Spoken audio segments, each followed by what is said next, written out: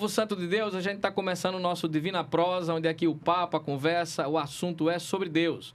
A gente voltando, né, da nossa pausa, Natal, Ano Novo, a gente teve nosso especial de Natal.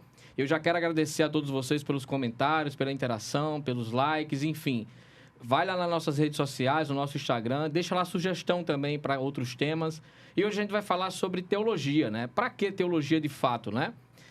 Será que a ideia de que a letra realmente esfria, mata o crente estudar teologia, né? Que ideia é essa, né? A gente vai falar um pouco sobre isso. E aqui hoje com a gente eu tenho o pastor Renner, pastor lá da igreja São Gonçalo, PIB né? de São Gonçalo. PIB de São Gonçalo. Amigo meu, estudou no seminário, professor, vai estar aqui junto com a gente, né, nessa ocasião conversando. E também o pastor Eliabe, pastor da Igreja Batista do Santarém, presidente da nossa convenção, professor do seminário, reitor do seminário, né? Alguém já com bastante experiência nisso, né? Eu queria que você se apresentasse, Renner, para a gente começar esse nosso papo. Olá, pessoal. Sou o Renner, sou casado, né? Minha esposa chama Josélia. A gente tem uma filhinha de 2 anos que chama Laila.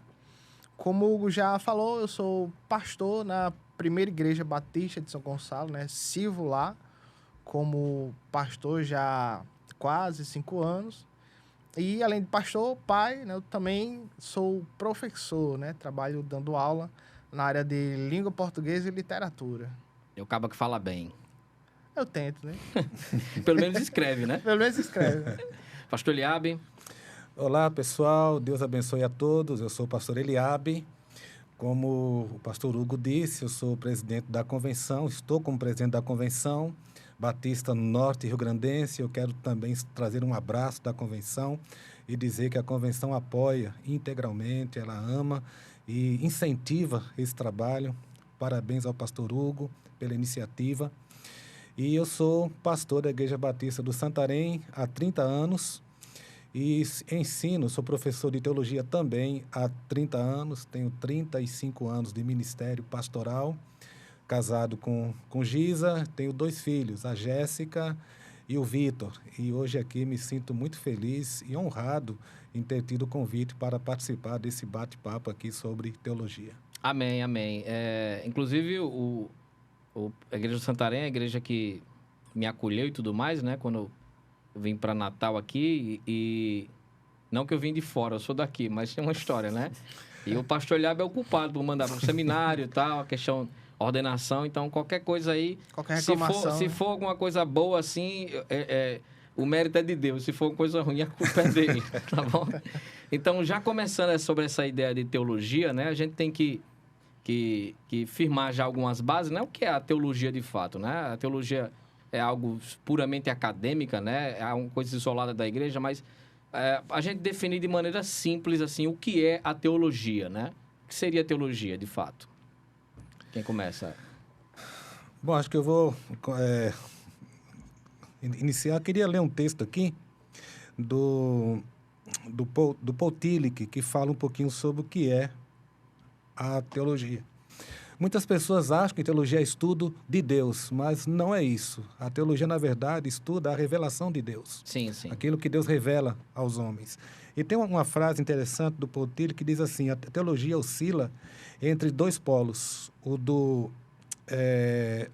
da verdade eterna, Sim. de Deus, aquilo que compreende a transcendência de Deus, e a realidade humana, Sim. a realidade que a gente apalpa no dia a dia. Então, a teologia ela tenta trazer essa realidade divina para a presença dos homens, explicar a vida humana, entender a concepção humana baseado naquilo que Deus revela na sua palavra. É bom lembrar, estamos falando aqui nesse momento sobre a teologia cristã. Sim, sim. Não é a teologia no modo amplo, filosófico, mas a teologia ligada ao vínculo dentro da Sim. percepção cristã. Então seria uma ideia, a revelação em si, a palavra de Deus, e tornar isso de maneira prática, né? Isso, A gente já começa, então, a balizar que há, sim, uma serventia para a teologia, né? Então, ela serve para alguma coisa, né, Renner? A própria palavra teologia, né? Ela pode abarcar aí uma grande gama de significados, né? A própria confusão do pessoal achar que a teologia seria o estudo de Deus vem do significado, seria o significado etimológico da palavra, Sim, né? sim. Theos, logos, estudo de Deus. Só que, naturalmente, não seria uma coisa possível, né? Não é possível a gente, assim, estudar Deus como quem estuda um objeto Sim. em laboratório, né?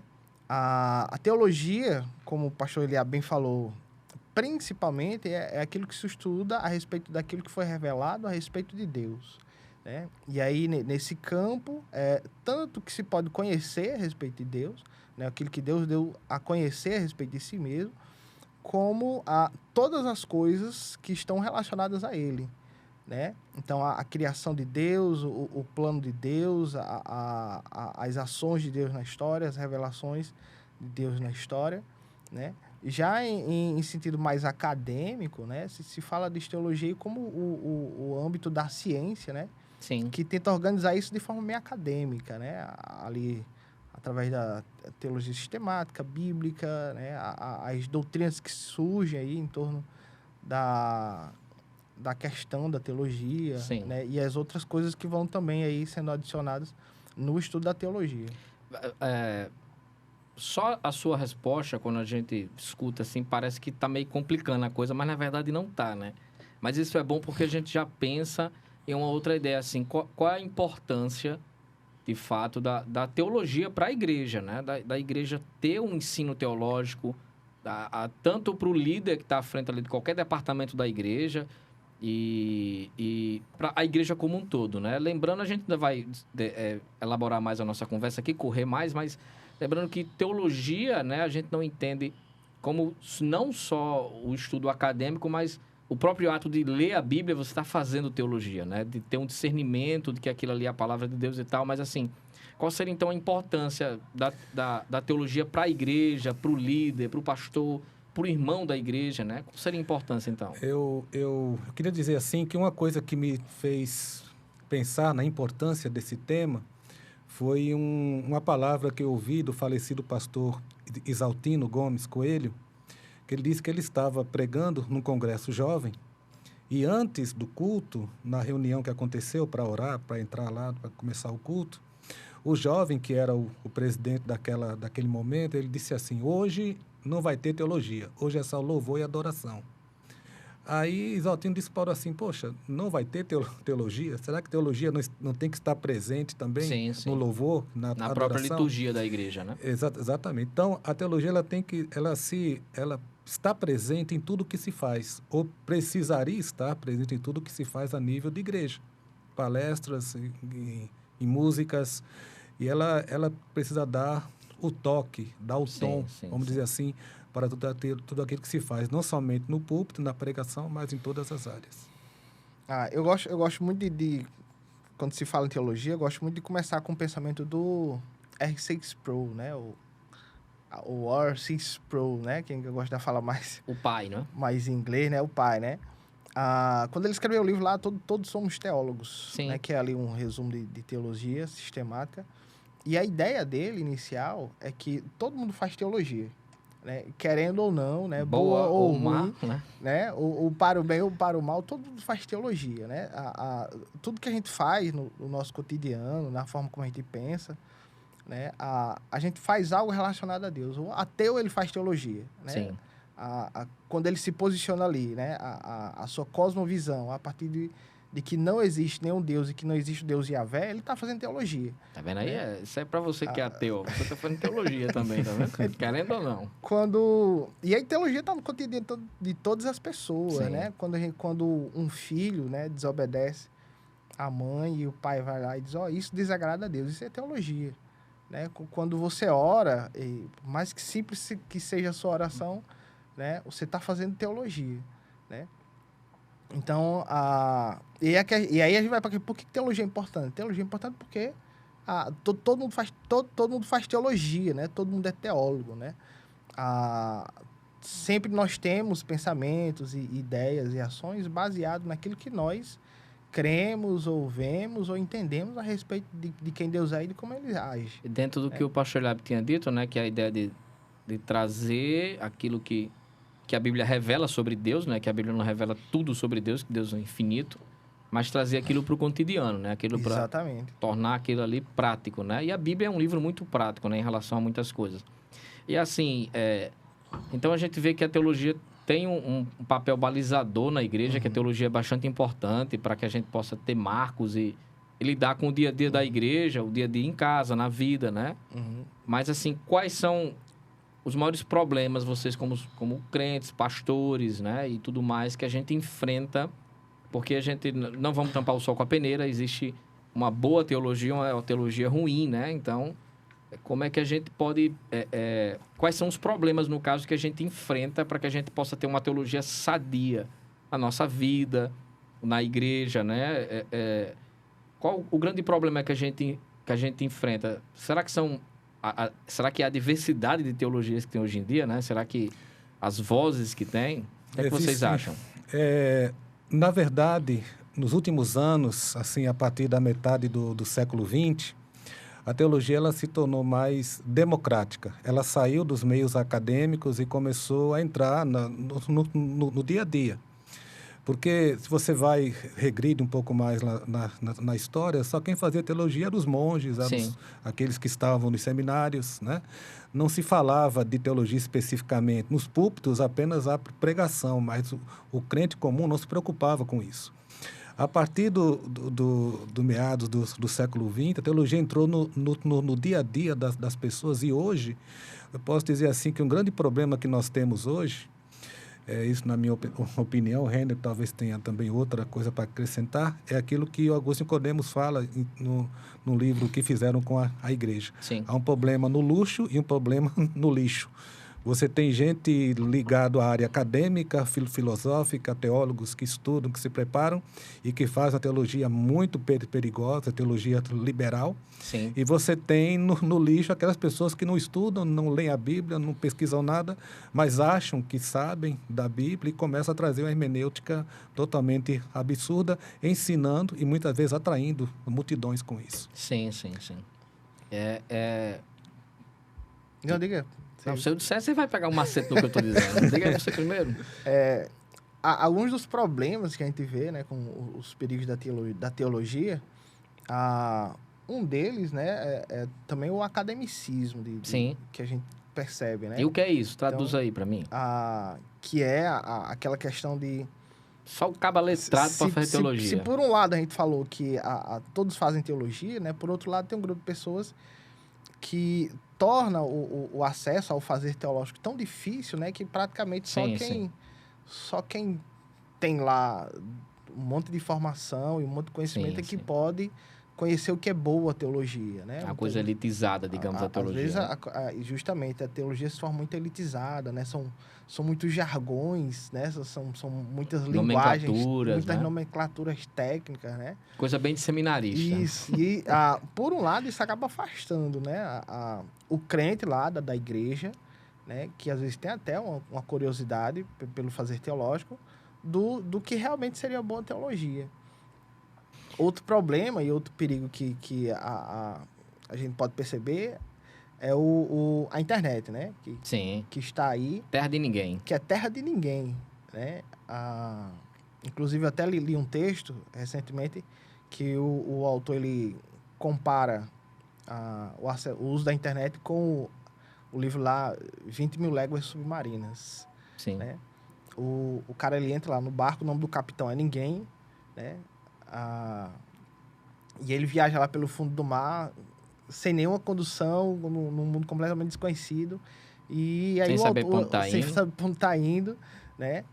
E aí o autor disse que acessar a internet hoje é a mesma coisa, né? Você entra lá, você entra num mundo quase que uma obrigação de você acessar, né? E não existe ninguém que conduza você lá, você tem acesso a um monte de coisa, e aí, como é que você se vira, né? E aí a teologia está lá na internet, né? Isso. Tanto para o bem como para o mal. Tanto para o bem quanto para o mal, né? Então, a internet deu voz a um monte de gente. A gente que realmente precisa falar, né? E que contribui muito, como também gente que traz muito males. Agora, a gente pensando assim, essa ideia de que a teologia é para todos de fato, todos fazem teologia e tudo mais, né? E que a gente está falando de teologias que são permissivas, né? Que são ruins, digamos assim, e teologia sadia. Agora, vocês acham que isso tem alguma coisa a ver com a ideia do sacerdócio universal de todos os crentes? que é mal interpretado pela galera. O pessoal acha assim que todo crente tem é boca de Deus e tem autoridade para ler a Bíblia e interpretar do seu jeito. E, na verdade, a interpretação não é livre, né? Livre é a consulta. Todo crente tem ler a Bíblia, entender a Bíblia, pregar a Bíblia, mas essa ideia do sacerdócio universal parece que cada um pode interpretar do jeito que quer, né? E vem a coisa mais perigosa do que uma teologia ruim, é a axologia, né? O cara, não, mas eu tô lendo esse texto e eu acho assim, né? Então, mas aí também parte da ideia de que é um mau ensino teológico, né? Que não se preocupa com isso. Não é que tem que ter uma elite que pode ter domínio sobre a teologia, mas só o fato de a gente entender que a Bíblia está acima da gente, acima de qualquer conhecimento, entre aspas, né? Já dá uma ideia, né? Sobre essa questão. E assim, e essa história de que a letra mata? Mata mesmo? O crente não é para estar estudando muita teologia, que senão ele esfria. E aí? Existe uma questão que temos que entender, que é um problema hermenêutico, entendeu? Como é que eu vou interpretar o texto? Como é que eu vou entender o texto? Quando é que a letra, podemos dizer assim, que ela mata? Ela mata quando eu uso o texto como um pretexto. Sim. Dentro de algo que eu quero que seja feito, eu direciono. A gente aprende, quando a gente fala essa questão de interpretação bíblica, que há vários níveis de relacionamento com a palavra. Um nível em que você lê, em que você estuda, em que você interpreta e que você aplica. No momento em que alguém chega com um texto diz assim, olha, e já aplica para você, olha, é isso aqui. Aí não dá a chance de você pensar e refletir sobre o texto. Já vem com a explicação pronta. Eu acho que a letra mata quando eu não interajo com o texto e não entendo a realidade a partir daquilo que o texto diz. Por isso que eu disse, por que há tantas teologias absurdas hoje? Um problema da hermenêutica. Sim. As pessoas não estão interpretando. Há um problema sério, né, que até depois tem que ser discutido em outro momento, que é a hermenêutica contemporânea. Sim. Que prefigura uma ideia de que não importa o que o texto dizia naquele tempo, mas o que ele quer dizer hoje. O que ele fala ao seu coração. Isso. Aí você vai ter uma teologia inclusiva hoje em dia, que inclusive traz muitos problemas. A teologia da prosperidade. E outras. Coach, né? Exato. Entre outras coisas. E até a própria ideia da letra mata, né? O próprio jargão está fora do contexto, né? A ideia é que a lei não salva ninguém, né? Uhum. Então, e aí, René? A letra já matou você alguma vez? Como é isso? A letra, às vezes, quando eu pego uns textos para corrigir dos meus alunos, eu fico quase para morrer, né? Porque você tem umas letras que realmente quase me matam. Você não viu a minha letra, meu amigo. É uma mistura de grego com mandarim. Então, é uma interpretação, né? Lá do texto de Paulo, quando ele, na verdade, ele está falando do seu ministério, né? Do seu apostolado. E aí ele contrapõe, né? Como é que eram as coisas no tempo da letra, né? Da letra. E no tempo do Espírito, né? A letra mata, mas o Espírito vivifica. O que Paulo está falando ali da letra, na verdade, ele está se referindo à lei, né? Que foi escrita, né? Em tábuas. E quando a gente compara, por exemplo, com o que ele fala em Gálatas, em Romanos, ele vai dizer que a letra mata porque a função da lei é apontar o pecado. E uma vez que o pecado ele está apontado, né? Então, vem a consequência do pecado, que é o juízo e a morte. Né? Uhum. Então, se o pecado diz, não dirás falso testemunho pessoalmente, né? Então, a lei aponta o pecado, né? Aponta que a pessoa mentiu e agora a pessoa é consciente da sua morte. Por isso que Paulo disse que a letra mata, né? O ministério da lei era esse. E ele chega a essa conclusão fazendo teologia, né? E ele chega a essa conclusão fazendo teologia. E aí diz que pelo ministério da lei, ninguém vive, né? Ninguém é salvo. É salvo pelo ministério do Espírito Santo. Por isso que ele vai dizer que o Espírito é quem vivifica, né? Então, ele não está falando lá da letra, lá, como o estudo, né? A questão da acadêmica, as disciplinas, mas ele está falando ali, né? De como eram as coisas através da lei, né? E agora através do Espírito Santo. É engraçado que as pessoas pegam a própria liberdade que há no Espírito Santo, né? Parafraseando Paulo em Gálatas, né? E vai usar de maneira equivocada, né? Usa o Espírito Santo para dar legalidade a muita coisa equivocada, né? Onde há o Espírito, há liberdade. Uhum. Mas ele não é libertinagem, nem é uma maneira de interpretar do jeito que você quer, né? Então, a gente vê muita confusão em relação a isso, né? A ideia de que todo mundo pode interpretar a Bíblia do seu jeito. Todo mundo pode fazer a sua teologia, né? E a ideia é quando você vai contrapor isso, né? Mostrando no texto, mostrando argumentos que são teológicos, né? A pessoa vai e salta com a letra mata, né? Não precisa estudar, não precisa aprender a Bíblia, não precisa de nada disso, porque a letra mata. E assim... Com relação a isso aí, né? É importante a gente entender, né? E todo mundo que, como qualquer outro livro, né? A Bíblia tem suas regras de interpretação, né? Sim. Falando agora como professor, né? Então, Finalmente. Finalmente, né? Então, você lê lá uma frase, um enunciado da Bíblia, então existem regras gramaticais para você entender aquilo ali, né? As formas de você entender o significado das palavras, existe um contexto ali do texto, existe um gênero, né? Então, a livre leitura, né? O livre exame da Bíblia não é você interpretar do jeito que você quiser, ou do jeito que o seu coração direcionar, né? De acordo com os parâmetros para se ler não só a Bíblia, mas qualquer outro livro no mundo, né? Você não... Mas nenhum livro do mundo é feito do jeito que fazem com a Bíblia. Você não pega nenhum livro do meio, lê pouca coisa e diz assim, eu entendo o livro todo. E sai por aí pagando de entendedor do livro. Ninguém assiste um filme da metade pro final. O cara diz, não tô entendendo esse filme, né? Mas com a Bíblia as pessoas têm essa liberdade, né? De pegar uma parte e achar que entende o todo e sair, né? E a ideia que você disse de ler a Bíblia como a Bíblia exige que ela tenha que ser lida, e a gente faz hermenêutica toda hora que a gente tá lendo alguma coisa. Você não lê uma bula de remédio e pega aquilo ali que o remédio está ensinando e traz para sua vida. Isso aqui é espiritual, né? 3 gotas ao dia. Isso, então né? Mas tudo agora é 3 gotas ao dia, né? Então, não é assim que funciona, né? Mas assim, o pastor Eliabe disse que ele tem só de ministério lá no Santarém, tá mais de 30 anos, não é isso? René já está há algum tempo, de crente e de pastor também, né? Assim, o que é que vocês entendem olhando para as suas comunidades locais e para as outras comunidades que nos cercam, né? Enfim, como é que tá... Nem tudo é terra arrasada, mas assim, como é que tá a saúde teológica do nosso país, né? A gente vê alguns movimentos...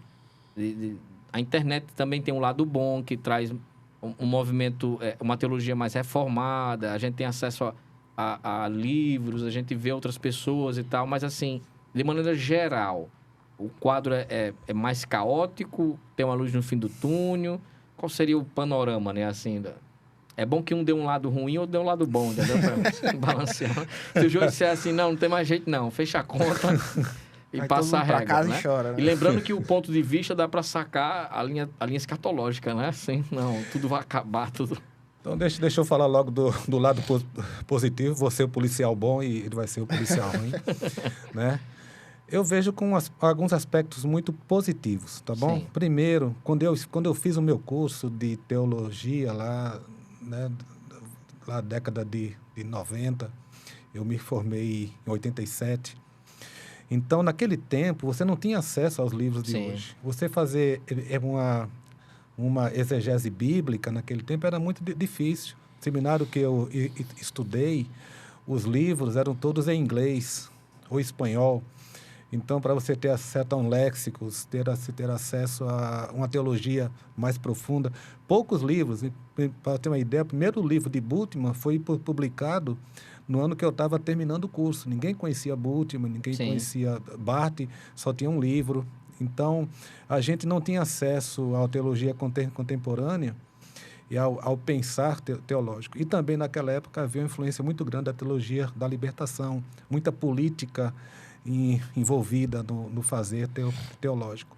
Hoje, nós temos acesso praticamente ilimitado a tudo. Livros que não foram publicados em português, você baixa da internet e você lê. Então, eu acho isso muito positivo e até necessário o fazer teológico por todas as áreas da igreja. Nós tivemos uma experiência bem interessante agora, no Natal, para você ver como a teologia ela brota naturalmente do coração do crente que quer levar Deus a sério. Então, a professora estava dando aula para as crianças e falou que Jesus tal, Maria, a mãe de Jesus tal. Aí a professora caiu na besteira de perguntar quem é o pai de Jesus. Aí as crianças se dividiram. Uma disse é José, a outra é Deus. E agora? Quem é? A professora, na hora, ela ficou assim pensando, como é que eu vou responder, como é que eu vou resolver. E aí é uma coisa que Renner disse, a hermenêutica. Você não pode, e também você falou, Hugo, a gente não pode separar um texto. Uma pergunta como essa, você tem que olhar no contexto todo. Uma criança pergunta, por que Deus deixou aquela árvore no jardim? Você não pode explicar baseado só em Gênesis. Você precisa entender toda a Bíblia, todo o contexto, para poder falar. Então, eu vejo como muito positivo, porque existe acesso hoje a conteúdo bom, tem que ter um filtro. Então, se você que gosta de teologia, que lê, o conselho que eu dou é que você procure boas referências. Procure seu líder espiritual, procure pastor Hugo, procure alguém que você sabe que vai orientar você dentro de uma trilha ou de um rio que vai levar você a conclusões sérias. Não vá atrás só porque o cara diz que é teólogo aí. Sim. Tá bom? Uma dica interessante é se você consegue achar um bom livro teológico, você vai achar outros até pela própria bibliografia do livro, né? Isso. As pessoas que ele leu, as referências. Então, você acaba...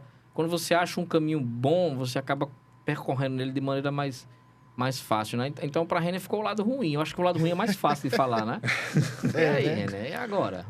Só completando, né? Não, você tem que falar do lado ruim. Peraí, rapaz. Deixa eu dar minha contribuição aqui do lado. Você vai falar do lado bom ou do lado ruim? Eu vou falar da minha própria experiência com relação ao pastor Liago falou, então o lado ruim você vai falar. Com relação ao acesso à teologia, né? Sim. Ele que tem quase 35 anos de igreja, eu já tenho, né? Eu tenho 5 agora, né? Então, são 2 gerações, né? Uma já bem madura e outra começando agora. E quando eu comparo, né, o acesso à bibliografia que eu tenho hoje com o que, às vezes, eu faço pesquisa com o que já foi publicado, às vezes, 30, 40 anos atrás, né? Eu levanto a mão pro céu, assim, graças a Deus, né? Que eu nasci numa época em que o acesso à teologia é tão fácil. Por vários fatores, né? Até a própria arqueologia, a língua em si, né? A gente tem... As coisas se tornaram muito mais claras, né? Em vários aspectos, né? Isso. Agora, falando do lado negativo, né? Se por um lado a gente tem acesso à boa teologia fácil, do outro lado tem muita gente que simplesmente não quer. E né? acha que é o ponto fraco do coração de Deus é o ponto e pronto. fraco de Deus, né?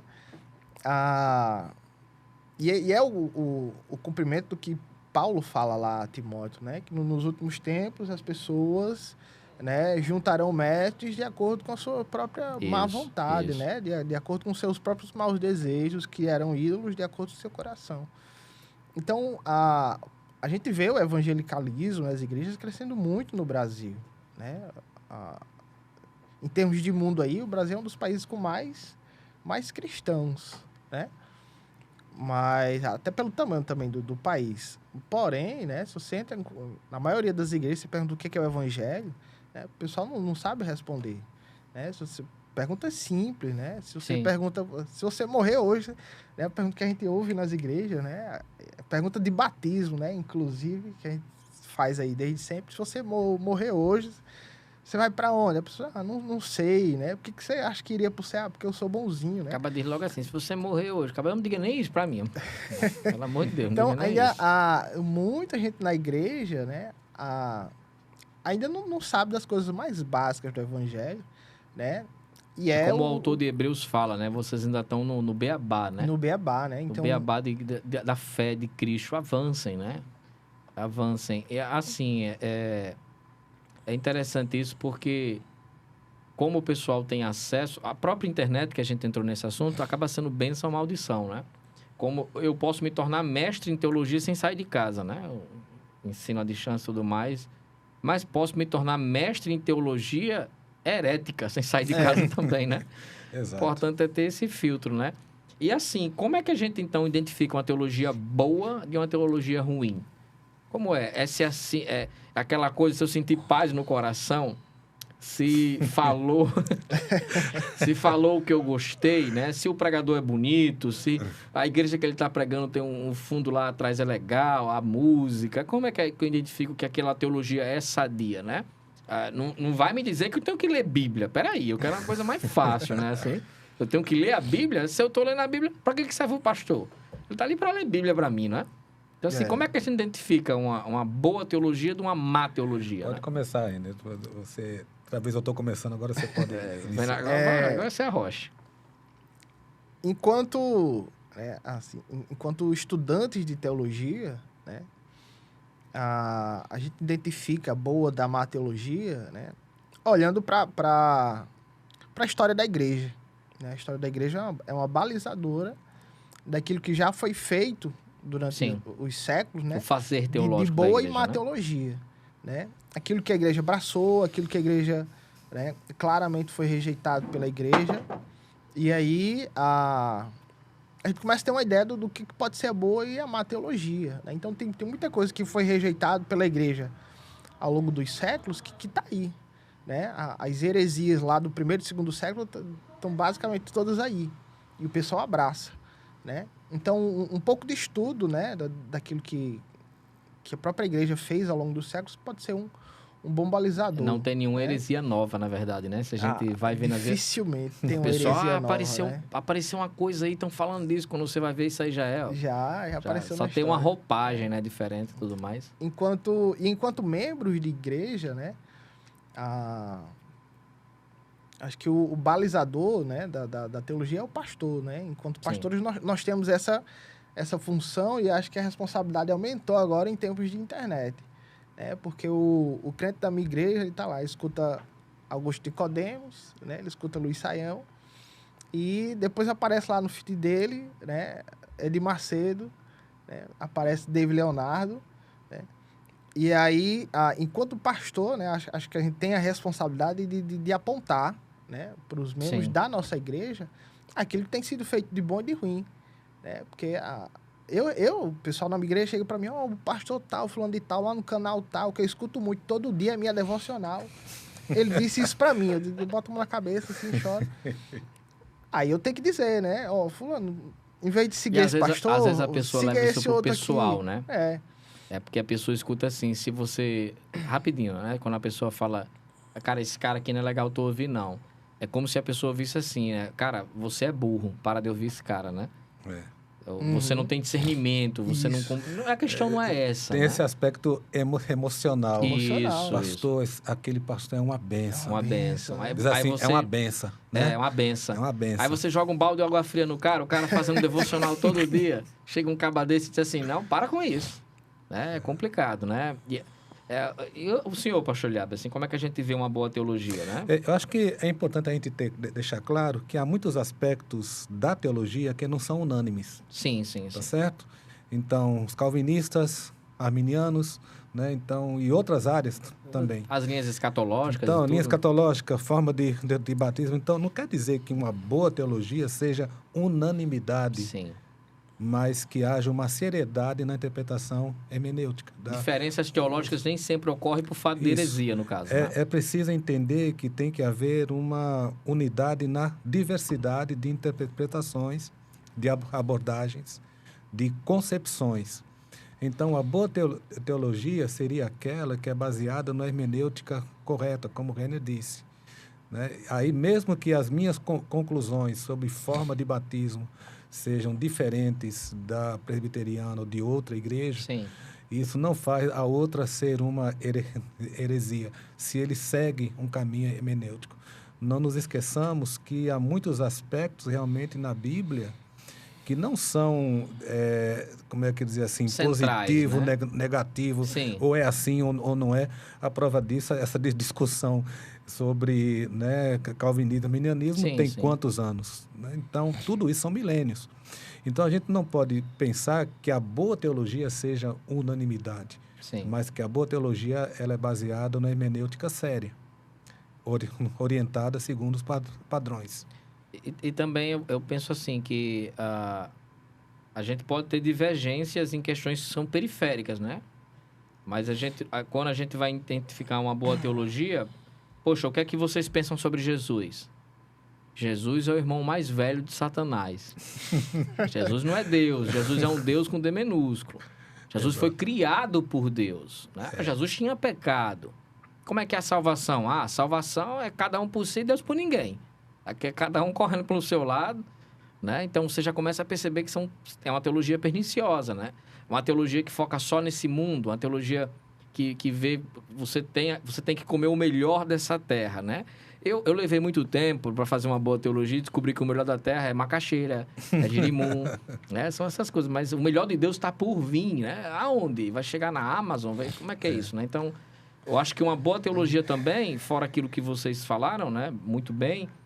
Se a gente olhar para a pessoa de Cristo, acho que sinaliza bastante, né? Olha o que é que fala sobre Jesus, olha o que é que fala sobre salvação, né? Como o René falou, a ideia da igreja, o que abraçava ou não, até para as cartas, né, entrar no cânon, a ideia de ser canonizado, no caso, era se ter uma aceitação geral pelas igrejas, né, se não divergir ali a questões teológicas. Então, dá para a gente ter um discernimento do que está correto ali e do que não está muito correto, né? Olha para Jesus, né? Olha para a pessoa de Jesus, né? O ministério terreno dele e tudo mais, enfim. Então, assim, mas eu queria trazer por uma coisa mais prática, porque muitas pessoas, às vezes, escutam a ideia de teologia, estudar teologia, livros, se empolga e pensa assim, mas para que eu preciso estudar teologia? Para que eu tenho que ir para um seminário, se for o caso, se eu não quero ser pastor? Eu não me sinto chamado. Né? Seminário, então, é só para pastor? Né? A ideia é só o cara estar ali para ser pastor e pronto. Eu não preciso fazer seminário para ser um crente comum, vamos deixar assim, para ser um professor de EBD. Eu não preciso me aprofundar tanto. E aí, seminário é só para pastor? Olha, essa discussão, eu estou no ensino teológico há 30 anos, e é uma discussão que existe, vai durar muito, tá certo? Por exemplo, qual o foco do seminário? Sim. Ele tem que ser um foco puramente acadêmico, aprofundar nos temas filosófico-teológicos, ou o foco dele seria a igreja? O diretor do seminário da época de você, doutor John Dyer, ele tem um livro bem interessante, A Primazia da Igreja. Muita gente falou, mas esse livro ele tem uma abordagem interessante. Ele fala assim que a primazia tem que ser da igreja, Sim. e não do academicismo.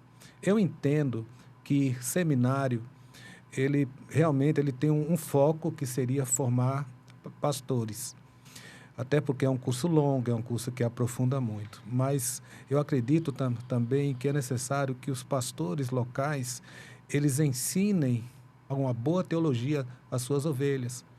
Que ele fale de aspectos teológicos nas pregações. Que eu sinto uma ausência de teologia nos púlpitos. Sim. Então, os pastores não fazem uma cristologia, né? Talvez por isso queiram ir para o seminário para buscar teologia, não é? Isso. E há muitos que, infelizmente, terminam o curso e jogam a teologia no lixo. Ele vai, termina o curso, aí, estudei teologia, agora eu vou pregar aquilo que eu quero. E haja autoajuda, né? Haja pregações vazias de conteúdo teológico.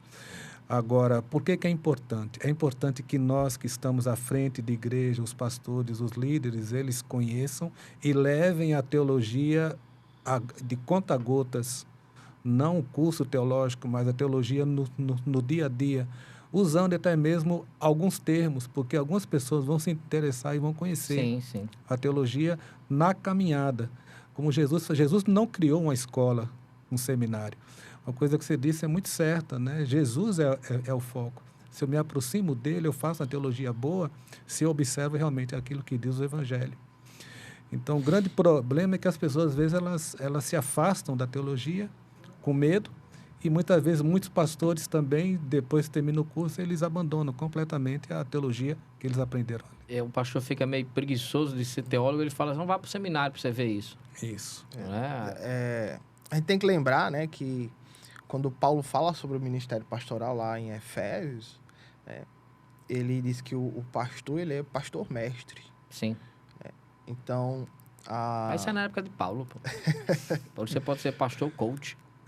Hoje tem muito, né? Que é um erro, não existe pastor sem ser mestre. Que é um erro, né? Você pode ser mestre e não ser pastor. Às vezes o pessoal ele quer desassociar, né? Justamente a questão do ministério pastoral e o fazer teológico no âmbito da igreja, né? Quando a ideia bíblica de pastor, ele é pastor mestre, né? A mesma coisa que Paulo vai dizer lá a Timóteo, no capítulo 3, né? Da primeira carta.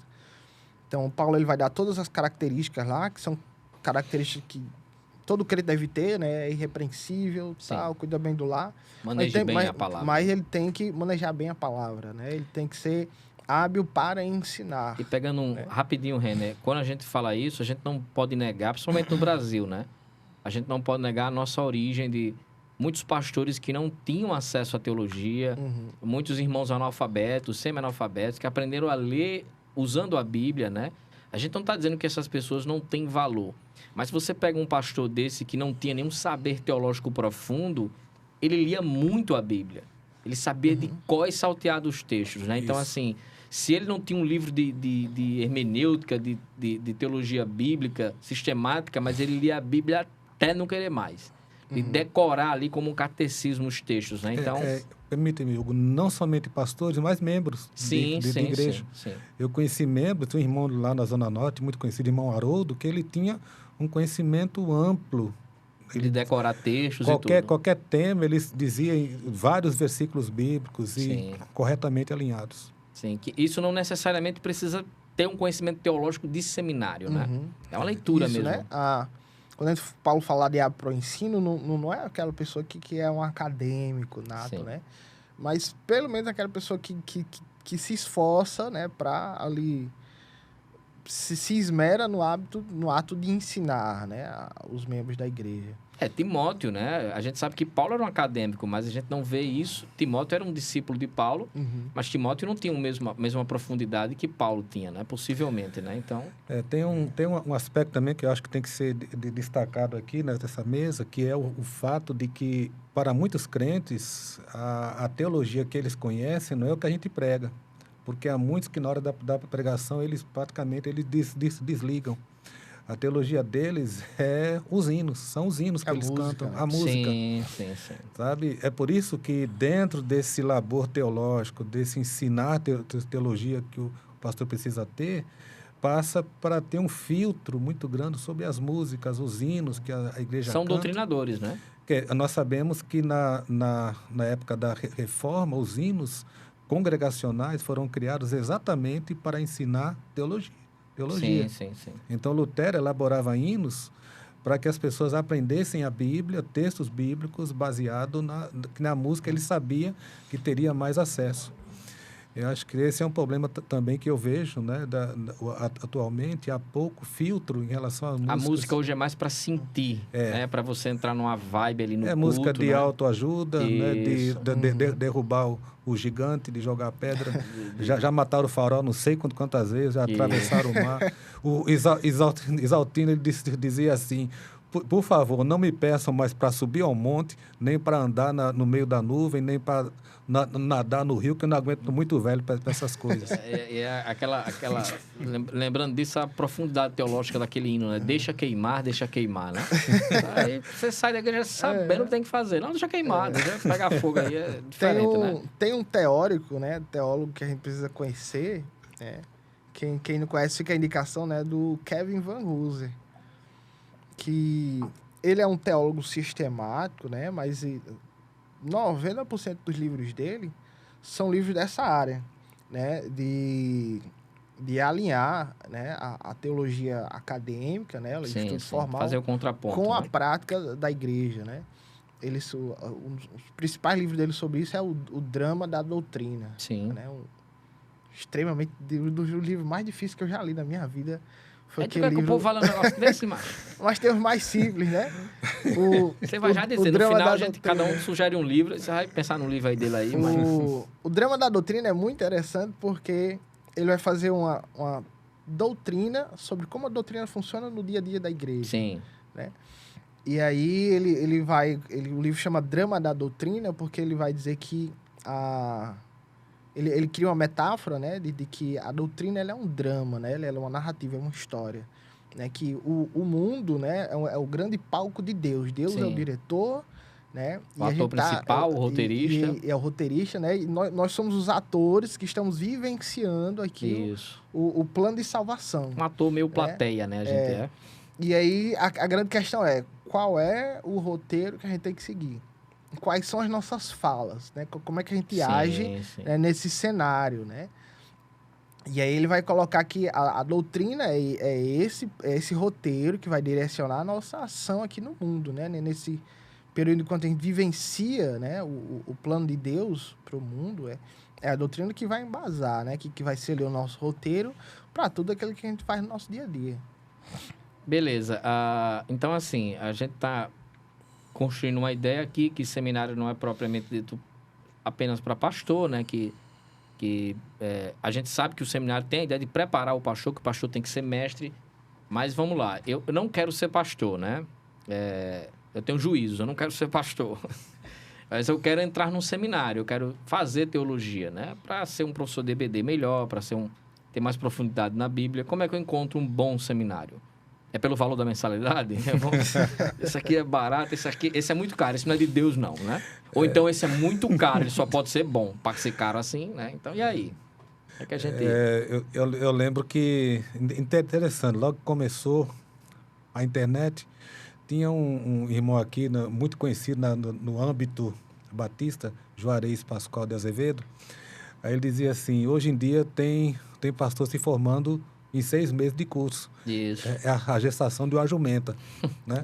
Então, eu acho que uma coisa muito importante é ter cuidado E não é nem a jumenta de Balaão. Se fosse balão até que era bom, né? Mas, enfim, o que é que acontece? Primeiramente, ter cuidado com preços, ter cuidado com propostas. Tem seminário que oferece um curso teológico e já manda o diploma junto, que você lê aquilo ali e responde aquelas perguntas. O que seria? Primeiro, eu acho importante ver a história do seminário, ver a origem dele, qual a base acadêmica dele, porque nós temos bons, excelentes seminários que, infelizmente, eles não são atrelados a uma doutrina como nós cremos. Sim. São seminários numa teologia contemporânea, liberal, né, que muitas vezes vão ensinar coisas absurdas. O seminário onde eu fiz a minha convalidação, interessante que ele é uma teologia aberta, teologia liberal. Então eles diziam lá um monte de coisa, vai ter uma audição aqui do Rolling Stones, sabe? É bom. E eu soube que a abertura do ano letivo, a pessoa que estava pregando foi vestido de pai de santo. Então você tem, não é, e era um seminário caro, entendeu? Então não é pelo preço. É importante você entender. Aquele seminário está atrelado teologicamente, leia a proposta acadêmica dele, a visão dele, a missão dele. Sim. E também não pode ser um seminário que facilite demais o curso, né? O nível da sua formação depende da exigência que existe no curso. Quanto mais exigente, aí eu tenho um padrão. Leituras, atividades e tudo. Então, não pode ser um seminário que você lê 4, 5, 10 apostila e recebe o diploma pelo correio. Então, tem que ser um seminário que tenha exigências, que tenha... olhe o corpo docente, quem são os professores, quem são as pessoas que estão ali. O corpo do docente, ele é a espinha dorsal de qualquer curso. Quem são os professores. Sim. É importante ter esses critérios. No momento que eu me lembro é esse, mas acredito que Renda também deve ter outras observações. Eu acho interessante, né, que as pessoas muitas vezes se envolvem em outros estudos, né, outras formações, mas muitas vezes quando se fala de teologia, o pessoal quer o mais simples possível, né, o mais... Você quer dizer mais assim, rápido né? Você quer dizer possível, assim, no né? secular, o cara procura o melhor. No secular, o pessoal procura o fazer melhor, o teológico, né? ele... No teológico é qualquer um aí, só pra dizer que tem, né? E a gente deveria ter essa mesma critério, preocupação, né? Esse mesmo critério quando a gente fala também de uma formação teológica, né? Então, aquilo que vale para qualquer universidade no país, vale também para você procurar um curso teológico, né? E é o que o pastor Eliab falou, né? Então, qual é o histórico daquele curso, né? Quem são os professores, né? Como é que funciona? Qual é o rigor acadêmico, O né? tempo dele, né? Um curso teológico tempo, de né? 2 semanas não... Não tem muita coisa para passar, né? E outra coisa importante é a questão da confessionalidade, Sim. né? Então, é um seminário confessional, né? É um seminário de teologia mais aberta, né? Então, será que você está preparado para entrar num seminário cuja teologia é mais aberta, né? Ou talvez não seria melhor um seminário mais confessional? A questão da ciência da religião. Da ciência da religião, né? E da própria maturidade da pessoa que vai entrar no seminário, né? Então, muitas vezes um seminário confessional é melhor, né? Porque está ali dentro de um escopo já conhecido e, de certa maneira, o caminho é seguro, né? Do que, de repente, a pessoa que entra... Que acontece também, né? A pessoa vai para o seminário, né? E é importante saber disso também, né? Seminário não é igreja, né? Não é aula da escola bíblica. A gente vai aprender um monte de coisa acadêmica lá, chata, vai aprender línguas, vai aprender filosofia, vai aprender sociologia. E é um lugar de pensar, né? E é um lugar de pensar, né? Não é um lugar de você ser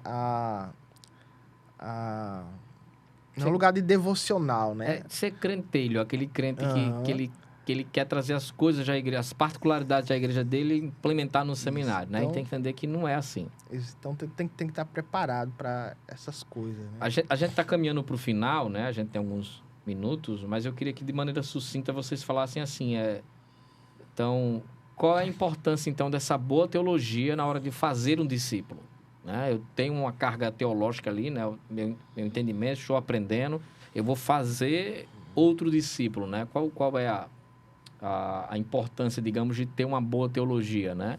Porque a gente vai passar para outra pessoa aquilo que a gente sabe, aquilo que a gente aprendeu, né? Então, será que é esse o problema da gente ter tantas igrejas, ter um índice, digamos assim, no Brasil de tantos evangélicos, mas a gente não vê nenhuma transformação real, né? Será que o fazer discípulos, o pessoal tá passando aquilo que eles têm, que não é quase nada, ou não é nada, sei lá.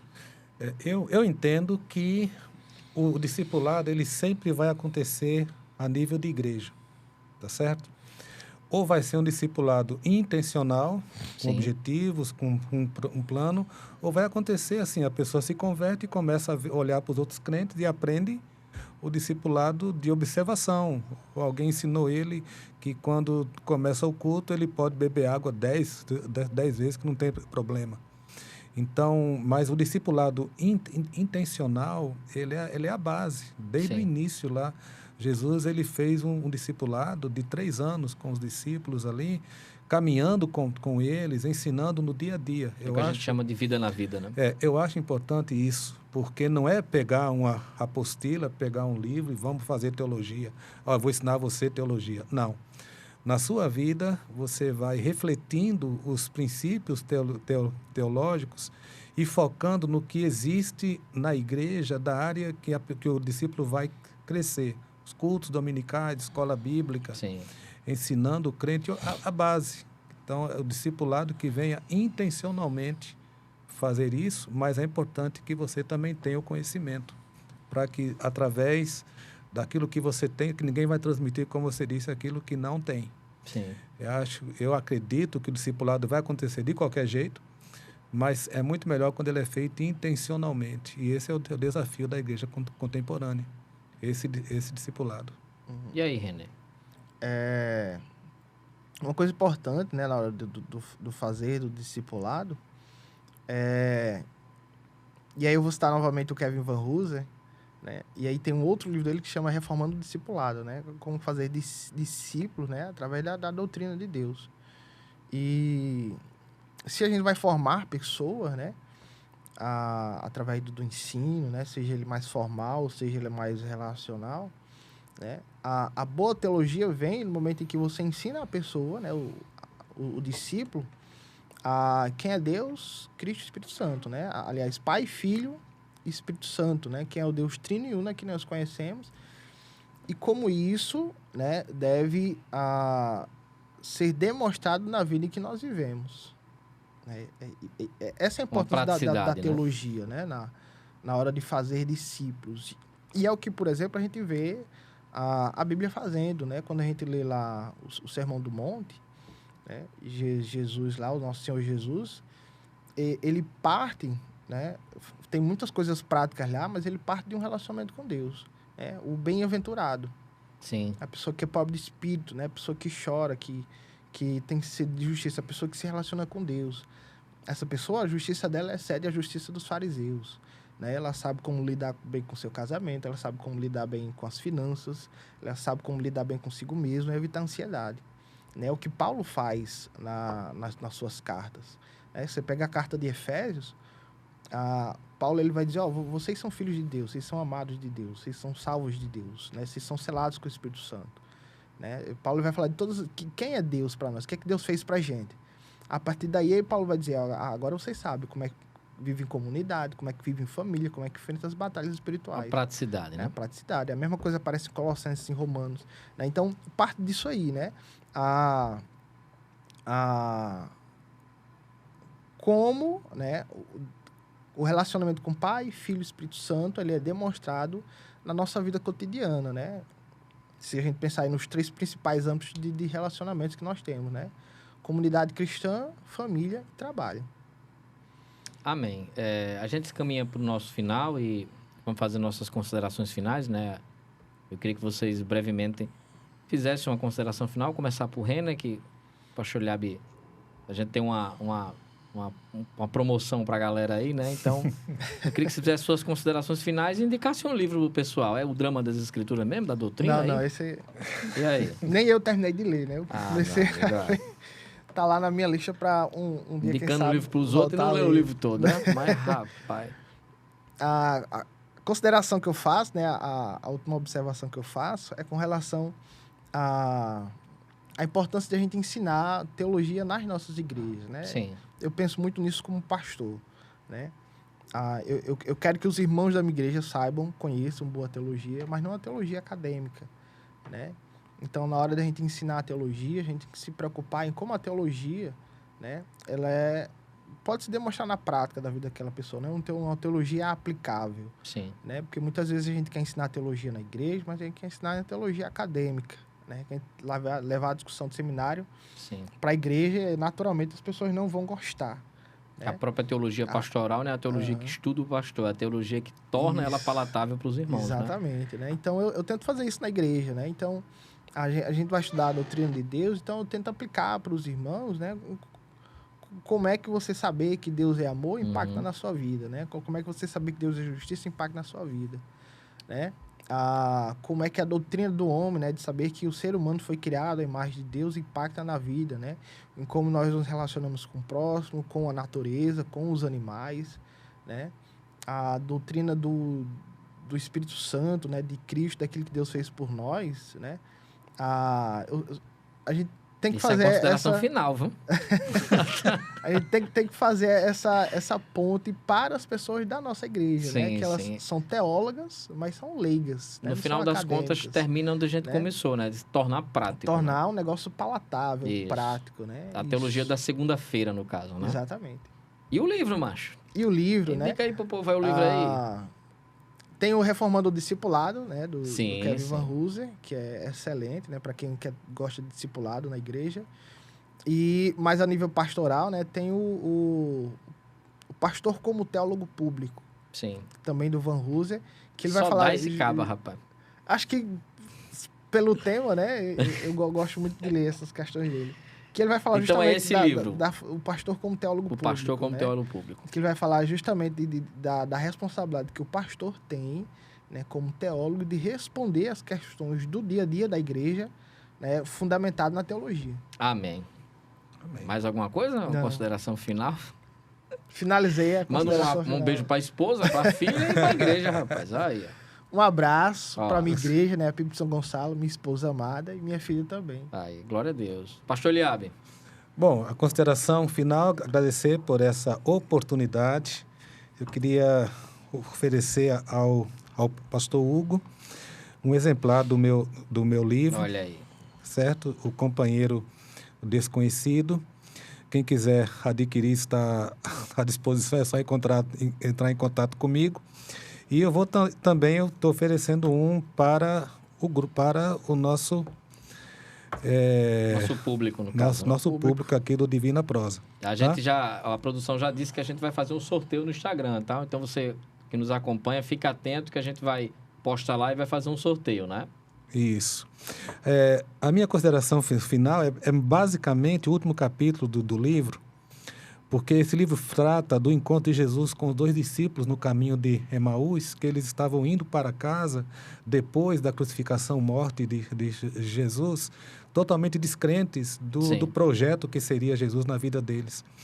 Então, eles estão muito abatidos, né? E é sugestiva a capa do livro, porque mostra que Jesus se aproxima deles, coberto de luz, né? De uma forma clara, e pouco a pouco a escuridão que há nos discípulos vai se dissipando, de maneira que Jesus vai levando luz ao coração deles sem que eles percebam.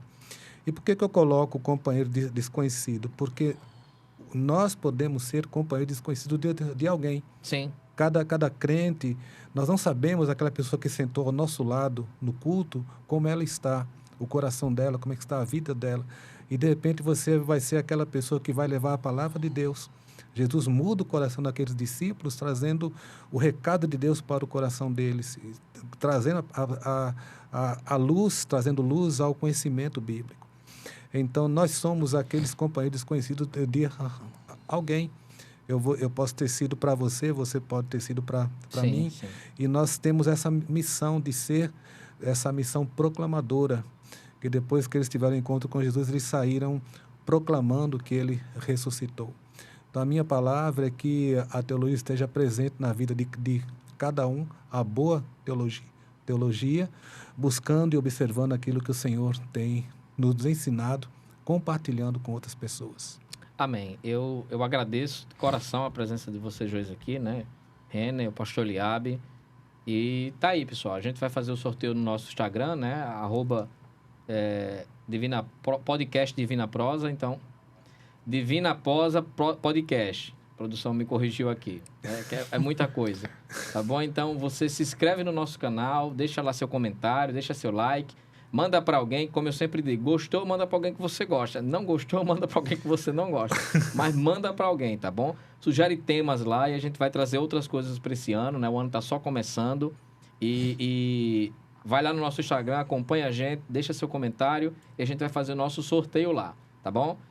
Eu quero agradecer ao Estúdio Garage, né? Onde a gente prepara todo o nosso conteúdo aqui. Se você quer fazer também um conteúdo, vem gravar aqui, que aqui é top. Agradecer a nossa produção, né? Gabriel, Débora, Dixon, que está por trás de tudo isso aqui para que aconteça. E Deus abençoe você, a sua igreja. Então, assim, teologia é para todo mundo. Estude a palavra de Deus, se dedique à palavra de Deus, busque um bom seminário se você quer se aprofundar, né? Dê livros ao seu pastor para que ele possa também ter uma boa teologia e que Deus possa estar nos abençoando e nos conduzindo, né? Fica a dica, nossos convidados. Deus abençoe você, a sua família. Fica com Deus e amém.